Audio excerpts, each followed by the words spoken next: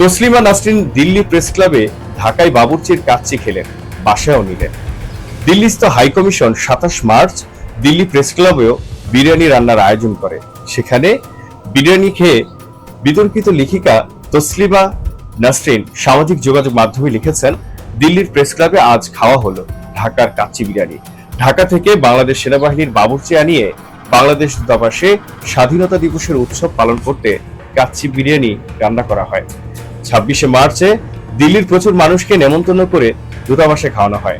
৩ দিন পর ৩০ মার্চ তারিখে দিল্লির প্রেস ক্লাব আবার দূতাবাসের সঙ্গে যৌথ উদ্যোগে সেই বাবুর্চিকে দিয়ে দূতাবাস থেকে কাচ্চি বিরিয়ানি রান্না করিয়ে গরম গরম নিয়ে আসে প্রেস ক্লাবের সদস্যদের জন্য। রাষ্ট্রদূত আসেন প্রেস ক্লাবের, আর সবার সঙ্গে হাত মেলালেও আমার থেকে বহু দূরে থাকেন। চোখে চোখ পড়লেও তার যদি আবার চাকরি চলে যায়, দূতাবাসে তো আমার প্রবেশাধিকার নেই, নেমন্তন্ন পাওয়ার তো প্রশ্নই ওঠে না। অগত্যা প্রেস ক্লাবই ভরসা। প্রেস ক্লাবের সদস্য হিসেবে সেই কাচ্চি বিরিয়ানি প্রেস ক্লাবে বসেই খাই। ঘরে খাবার জন্য ২-৩ প্যাকেট নিয়েও আসি। প্রিয় দর্শক, আমাদের সংবাদটি যদি আপনাদের ভালো লেগে থাকে তাহলে অবশ্যই লাইক, কমেন্ট, শেয়ার দিয়ে আমাদের পাশে থাকুন। আল্লাহ হাফেজ।